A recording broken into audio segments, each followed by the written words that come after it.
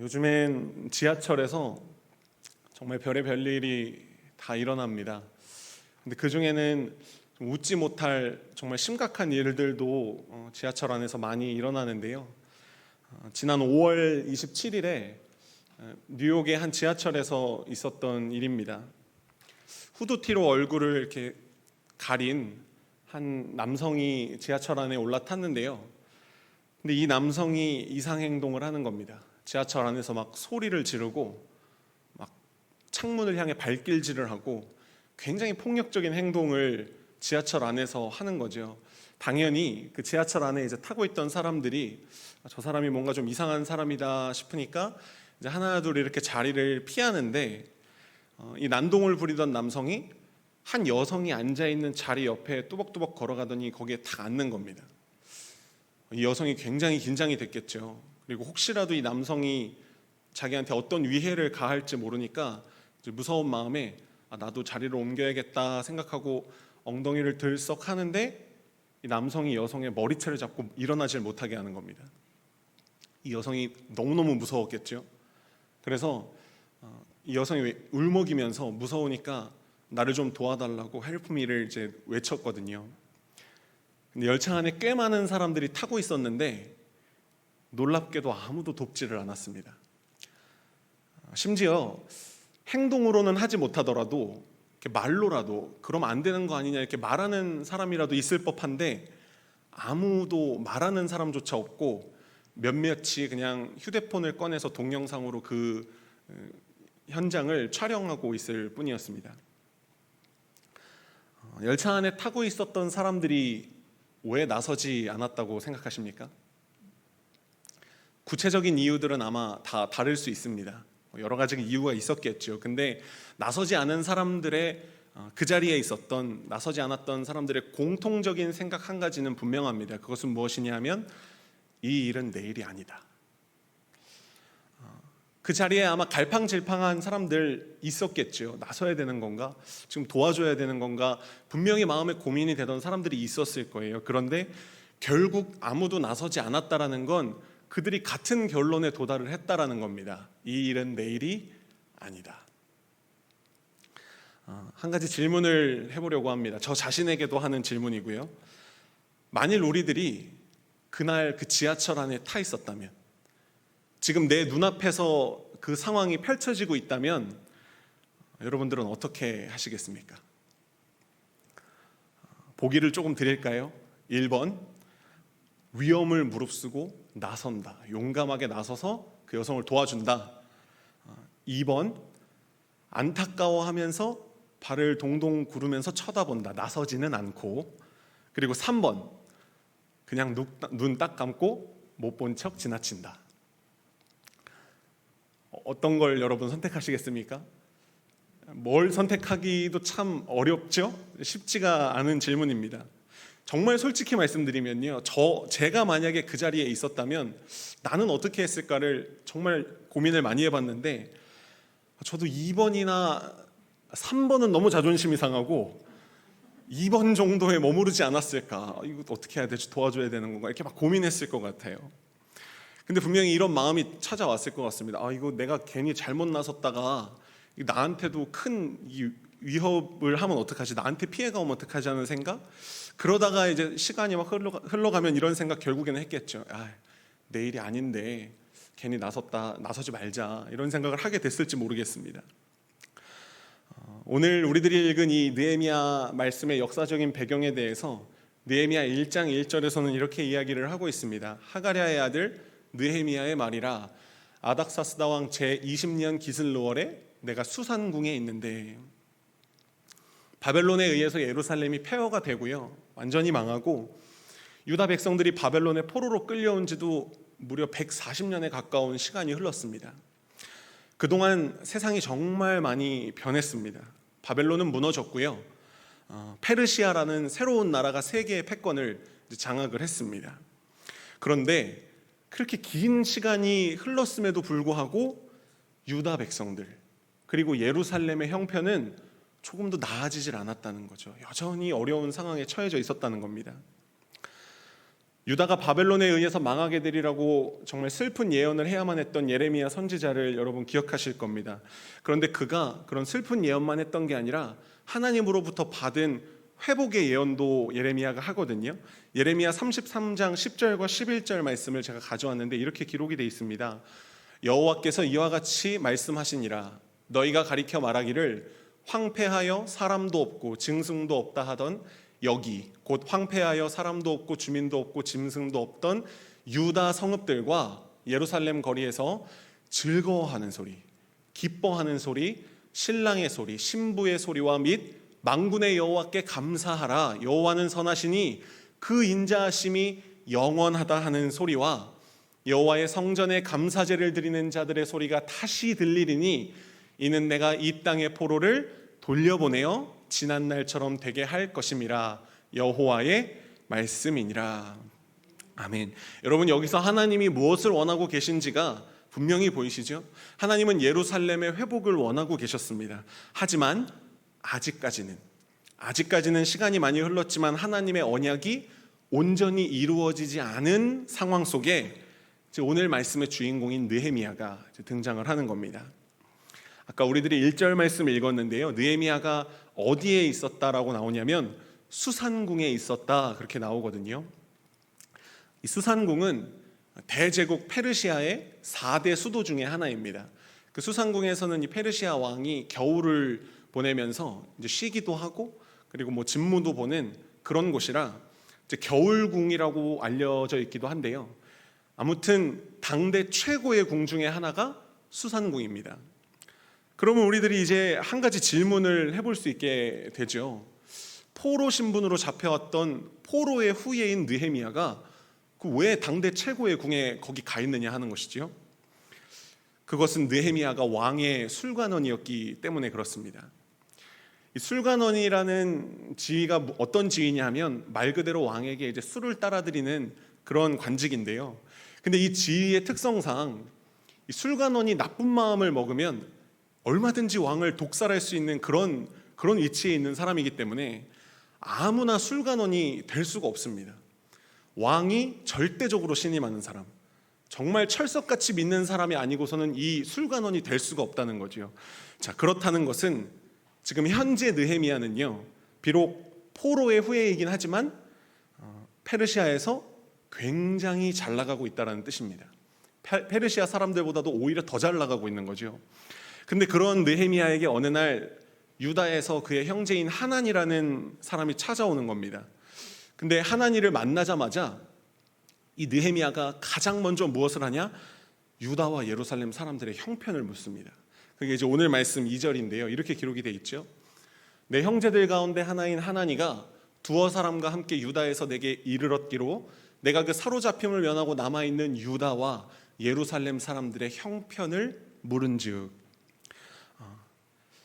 느헤미야의 묻는 말에 이제 하나님은 이렇게 또 대답을 해줍니다. 3절 말씀입니다. 그들이 내게 이르되 사로잡힘을 면하고 남아있는 자들이 그 지방 거기에서 큰 환난을 당하고 능욕을 받으며 예루살렘 성은 허물어지고 성문들은 불탔다 하는지라.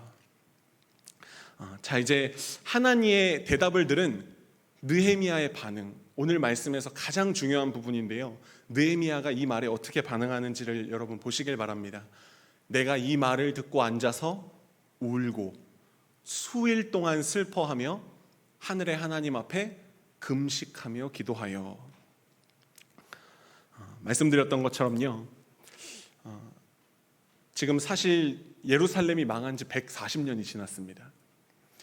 어쩌면 느헤미야는 평생 예루살렘에 한 번도 가보지 않았을지도 모르는 사람입니다. 근데 느헤미야가 그 예루살렘이 허물어지고 불타고 있다는 소식을 듣고 어떻게 했다고요? 울었습니다. 수일 동안 슬퍼했습니다. 잠깐 그냥 눈물을 찔끔 흘리고 마는 게 아니라 며칠을 슬퍼하면서 울고 하나님 앞에 금식하며 기도했다는 겁니다. 어쩌면 예루살렘을 한 번도 방문해보지 않고 지금 페르시아에서 너무너무 잘 나가고 잘 살고 있을 느헤미야에게 예루살렘의 형편은 남의 일일 가능성이 너무나 높았습니다. 생각해 보십시오, 여러분. 그렇지 않겠습니까? 그런데 느헤미야는 하나님의 말을 듣는 순간 정말 너무너무 깊은 슬픔에 빠졌다고 하는 것이지요. 눈물을 주체할 수가 없었다는 겁니다. 그래서 통곡하며 울었다는 것이지요.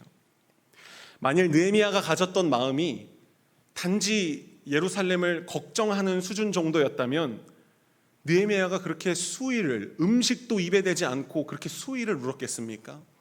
아니겠죠. 느헤미야는 지금 엄청난 슬픔과 그 예루살렘의 상황 때문에 엄청난 고통을 마음 깊이 느끼고 있는 것입니다. 그럼 왜 그렇게 느헤미야가 슬퍼했겠냐라는 것이지요. 왜요? 그것은 하나님께서 느헤미야에게 하나님의 시선과 마음을 부어주셨기 때문이었습니다. 불타 무너져 있는 예루살렘을 바라보는 하나님의 마음이 어땠을까요? 다시 회복되어서 기쁨이 넘쳐야 하는 예루살렘인데 신랑의 기뻐하는 소리, 신부의 웃음소리, 다시 예배가 올려지고 감사하는 소리가 넘쳐야 하는 예루살렘이 여전히 허물어져 있고 성벽은 불타고 있는 것을 보면서 하나님의 마음이 어떠셨겠냐는 겁니다. 눈에 넣어도 아프지 않을 내 자녀들인 유다 백성들이 환난과 능욕을 당하면서 고통 가운데 있는 것을 보시면서 하나님의 마음이 어땠겠습니까? 부모에게 있어서 자녀가 고통스러워하는 것을 지켜보는 것보다 더 힘든 일이 있을까요? 우리 하나님의 마음이 그랬다는 겁니다. 마음이 정말 찢어지는 것 같으셨겠지요. 하나님과 같은 시선으로 예루살렘을 바라보고요, 하나님이 부어주시는 마음으로 그 예루살렘의 형편을 듣게 되니까 느헤미야가 울지 않을 수가 없었던 겁니다. 빌립보서 2장에 보면 하나님께서 사람을 통해 당신의 뜻을 이루신다는 것을 말씀을 통해 우리에게 알려주십니다. 빌립보서 2장 13절입니다. 너희 안에 행하시는 이는 하나님이시니 자기의 기쁘신 뜻을 위하여 너희에게 소원을 두고 행하게 하시나니. 하나님의 기쁘신 뜻을 이루게 하시기 위해 우리에게 무엇을 주신다고요? 소원을 주신다는 겁니다. 그런데 그 하나님의 기쁘신 뜻을 이루기 위한 소원이 우리 안에 잉태되기 위해서 반드시 거쳐야 하는 한 가지의 단계가 있는데요, 그게 바로 비통함의 세례입니다. 오늘 말씀의 제목이기도 한데요, 그럼 뭐가 도대체 비통함의 세례냐? 그것은 우리들이 무언가를 바라볼 때 하나님의 시선과 하나님의 마음으로 바라볼 때 우리에게 부어지는 그 가슴 아픈 그 마음, 그것이 바로 비통함의 세례입니다. 혹시 여러분 이런 경험을 해보신 적이 있으신지 모르겠습니다. 아직 예수님을 모르는 나의 사랑하는 가족을 바라보면서, 아니면 내가 너무너무 소중히 여기는 나의 친지를 보면서 저러면 안 되는데, 저 방황이 빨리 끝나야 될 텐데, 주님 앞에 돌아와야 할 텐데, 이렇게 마음 아파해 보신 적이 혹시 있으십니까? 아니면 꼭 사람이 아니어도 좋습니다. 내가 속한 직장이나 교회나 아니면 조금 더 크게는 이 나라와 민족이 처한 상황을 보면서 이대로는 안 되는데, 하나님의 말씀 앞에 바로 서야 하는데, 이렇게 안타까운 마음으로 하나님이 부어주시는 그 시선과 마음으로 무언가를 바라보신 일이 있으시냐는 거죠. 그런 경험이 있는 사람은요, 오늘 말씀에서 느헤미야가 왜 이렇게 슬프게 울며 금식하며 기도했는지를 알 수 있는 것입니다. 내가 너무 사랑하는 사람이, 또 내가 속해 있는 너무 소중한 우리 공동체가 오늘 말씀 속 예루살렘의 형편처럼 무너져 있고 불타고 있는데, 이대로 그냥 둔다면 어떤 결말이 우리에게 찾아오게 될지가 뻔히 보이는데, 그걸 보면서 어떻게 잠잠할 수가 있겠습니까? 마음이 너무 아파서 정말 애가 끊어지는 것 같은 그런 깊은 슬픔을 느낄 수밖에 없겠지요. 그런데 그 아픔과 그 슬픔이 하나님께서 기뻐하시는 소원을 낳게 하는 비통함의 세례라는 겁니다. 뉴욕에 가면, 세계의 중심이라고 불리는 뉴욕의 맨하탄에 가면 타임스퀘어 교회가 있습니다. 지금 보시는 사진이 그 교회 사진인데요, 무슨 오페라 극장 같죠? 너무너무 아름다운데 저도 물론 안 가봤습니다. 언젠가는 가보게 되는 날이 오리라 소원하고 있는데, 이 교회를 개척하신 분이 있으십니다. 데이빗 윌커슨이라는 목사님이신데요, 이분이시거든요. 근데 지금은 이 타임스퀘어 교회가 뉴욕을 방문하는 사람들은 꼭 가보고 싶어하는 장소 중에 하나로 뽑힐 만큼 아주 유명한 교회지만, 당연히 처음부터 뉴욕에 이런 교회가 있었던 것은 아니었습니다. 펜실베니아의 조용하고 작은 시골 마을 출신인 이 데이빗 목사님은 자기가 뉴욕에 갔던 어느 날을 잊지 못한다고 그렇게 말씀하십니다. 뉴욕의 길거리를 걷는데 조금 후미진 곳에 갔더니 마약 중독자들이 막 곳곳에 있는 거죠. 그리고 알코올 중독자들이 여기저기서 비틀거리고 있고, 또 골목골목마다 노숙자들은 왜 이렇게 많은지 그걸 보고 있으니까 데이빗 목사님의 마음이 너무 힘들었던 거예요. 근데 안 그래도 마음이 너무 어지러운데 데이빗 목사님의 귀에 한 마약 판매상이 외치는 소리가 들렸답니다. 여기 죽여주는 물건이 있습니다. 이거 한번 해보세요. 근데 그 말을 듣고요, 그 근처를 배회하던 10대 청소년들이 그 마약상 근처를 막 기웃거리더라는 거예요. 그 모습을 보는 순간 데이빗 목사님의 마음이 완전히 무너져 내렸습니다. 길바닥에 주저앉아서 그냥 엉엉 울어버렸습니다.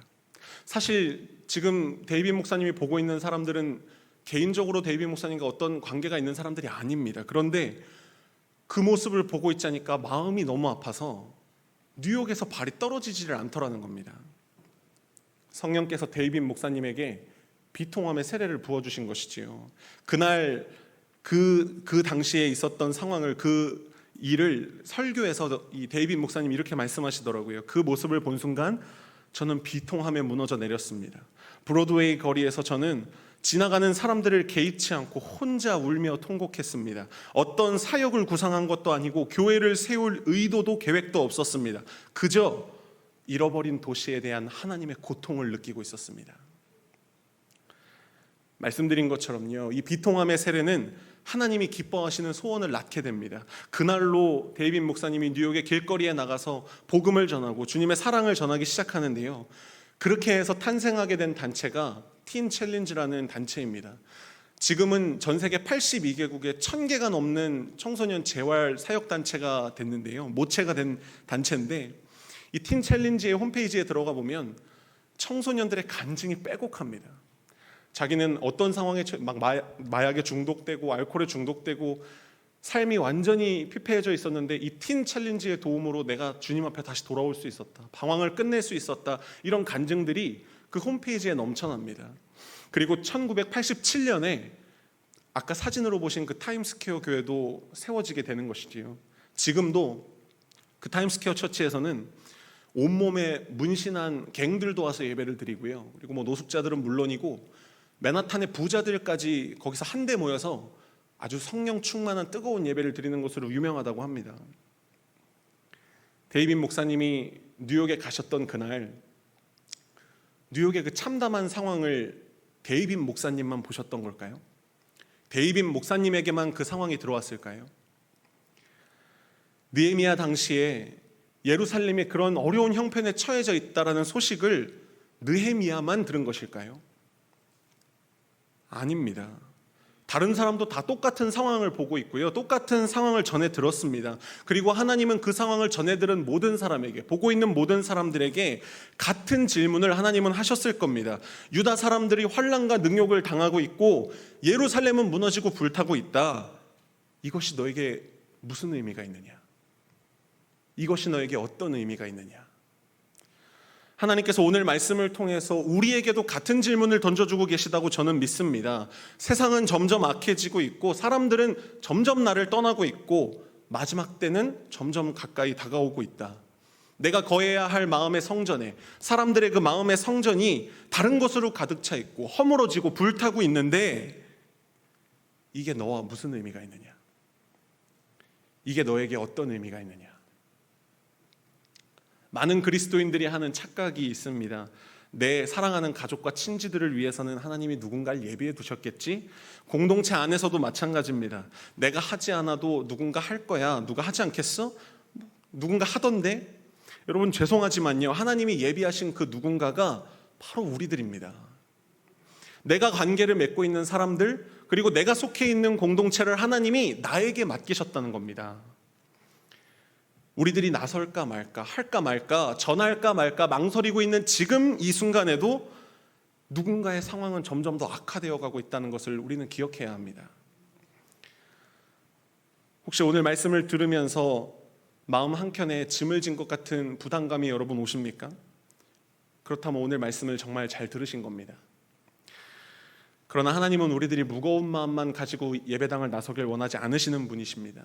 느헤미야도 그랬습니다. 예루살렘의 소식을 전해 듣고 그가 슬퍼하고 울기도 했지만 울기만 한 것은 아니었습니다. 오늘 말씀에 보면 그는 금식하며 기도했다고 했습니다. 이게 무엇을 보여주는 것이냐면 느헤미야는 그 무거운 마음을요 말씀에 의지한 기도로 승화시켰다라고 하는 것입니다. 오늘 우리들이 봉독한 느헤미야 1장 5절에서 11절까지는 느헤미야가 간절한 마음으로 하나님 앞에 올려드렸던 기도의 내용입니다. 여러분이 이 말씀에 더 깊이 공감하시길 원하는 마음으로 제가 유진 피터슨 목사님의 메시지 성경으로 이 본문을 가지고 와봤습니다. 제가 이 본문을 다시 한번 봉독해 드릴 텐데 여러분 이 기도가 내 기도라는 심정으로 한번 들어보시길 바랍니다. 하늘의 하나님, 주님의 언약에 충실하시며 주님을 사랑하고 주님의 명령에 순종하는 이들에게 신실하신 크고 어미로우신 하나님, 저를 보시고 제 기도를 들어주시옵소서. 주님의 종 곧 이스라엘 백성을 위해 밤낮으로 중보 기도하며 이스라엘 백성의 죄를 자백하는 이 종의 기도에 귀를 기울여 주십시오. 주께 범죄한 자들 가운데에는 저와 제 조상도 있습니다. 우리는 주님을 하찮게 대했습니다. 주께서 하라는 대로 하지 않고 주님의 명령을 따르지 않았으며 주님의 종 모세에게 주신 결정들을 존중하지도 않았습니다. 그럴지라도 주님의 종 모세에게 하신 말씀을 기억하여 주시옵소서. 너희가 나를 반역하면 내가 너희를 사방으로 흩을 것이다. 그러나 너희가 내게 돌아와서 내 말대로 행하면 그 흩어진 사람이 하늘 끝에 가 있을지라도 내가 그들을 다 모아서 내 이름을 나타내려고 택한 곳에 돌려놓을 것이다. 여기 그들이 있습니다. 그들은 주님의 종이며 크신 능력의 주께서 극적으로 구해내신 주님의 백성입니다. 주님, 제 말을 들어주십시오. 주님의 종의 기도를, 주님을 경외하기를 기뻐하는 모든 종의 말을 들으시고 저로 하여금 형통케 하셔서 오늘 제가 왕에게 원하는 바를 얻게 해 주시옵소서. 이 기도를 우리들이 보면요, 느헤미야가 지금 하나님의 말씀에 의지해서 기도하고 있다는 것을 보게 됩니다. 우리들이 하나님 앞에서 범죄하면 하나님이 우리를 흩으실 테지만 우리가 마음을 돌려서 다시 하나님 앞에 서면 하나님의 계명을 다시 지키고 말씀대로 행하기만 하면 하나님은 그 쫓긴 자가 설사 하늘 끝에 가 있다 할지라도 다시 돌아오게 해주시겠다는 겁니다. 할렐루야. 하나님께서 우리에게 맡기신 영혼들 가운데는요, 하나님을 너무 멀리 떠나서 내가 외치는 말이 닿지 않는 정말 하늘 끝에 가 있는 것 같은 그런 영혼들도 있을지 모릅니다. 그런 영혼을 바라보면서 마음 아파하고 계신 분이 오늘 이 자리에 계시다면 이 말씀을 통해 소망을 회복하는 은혜가 있기를 축복합니다. 세상에는 아직도 죽어가고 있는 영혼이 너무 많이 있습니다. 자기가 그런 입장에 처해 있다는 것을 모르기 때문에 당사자의 입에서 도와달라는 말은 나오지 않지만 우리 그리스도인들은, 특별히 하나님의 마음을 아는 그리스도인들은 그 영혼이 외치는 소리를 들어야 합니다. Help me, 도와달라고요. 서두에 제가 한 가지 질문을 드렸었지요. 지하철에서 공경당하고 있는 그 여성과 만약 우리들이 같은 칸에 타고 있다면 어떻게 하겠느냐. 같은 질문인데 제가 대상만 조금 바꿔서 다시 한번 여쭤보겠습니다. 그날 한 남성으로부터 위협을 당하고요, 도움을 울먹이며 요청했던 그 여성이 여러분의 가족이라면 어떻게 하시겠습니까? 그 여성이 내 어머니고 그 여성이 내 여동생이고 그 여성이 내 딸이라면요. 대답이 너무 당연해지지 않으셨습니까? 내 가족이 그런 공경을 당하고 있는데 가만히 있을 사람은 세상에 아무도 없습니다. 대상이 남이 아니라 가족이 되니까 남의 일이 아니라 내 일이 된 거죠. 하나님은 이 땅에 있는 한 영혼 한 영혼을 다 내 일, 내 가족으로 바라보고 계십니다. 하나님께는 단 한 사람의 남도 없습니다. 이 시간에 우리들이 간절히 바라기는 하나님께서 내 일로 여기시는 일을 우리도 내 일로 여기게 되기를 간절히 소망합니다. 오늘 우리들이 함께 부를 찬양은 하나님 아버지의 마음이라는 찬양입니다. 이 찬양의 가사를 묵상하고 있으면요, 눈물을 흘리면서 그 예루살렘을 바라보고 있었을 느헤미야가 떠오릅니다. 이 찬양의 가사는 이렇습니다. 아버지, 당신의 마음이 있는 곳에 나의 마음이 있기를 원해요. 아버지, 당신의 눈물이 고인 곳에 나의 눈물이 고이길 원해요. 아버지, 당신이 바라보는 영혼에게 나의 두 눈이 향하길 원해요. 아버지, 당신이 울고 있는 어두운 땅에 나의 두 발이 향하길 원해요. 나의 마음이 아버지의 마음 알아 내 모든 뜻 아버지의 뜻이 될 수 있기를, 내 온몸이 아버지의 마음 알아 내 모든 삶 당신의 삶 되기를. 우리들이 이 시간에 함께 찬양할 때 하나님께서 느헤미야와 그리고 또 데이빗 목사님에게 부어주셨던 그 비통함의 세례를 우리에게도 베풀어 주시고, 그리고 하나님의 시선과 마음을 우리에게 주셔서 이 찬양의 가사처럼 내 모든 뜻이 하나님 아버지의 뜻이 되고 또 내 모든 삶이 하나님 아버지의 삶이 되게 해달라고 우리 그렇게 다짐하면서 함께 이 찬양 고백하겠습니다.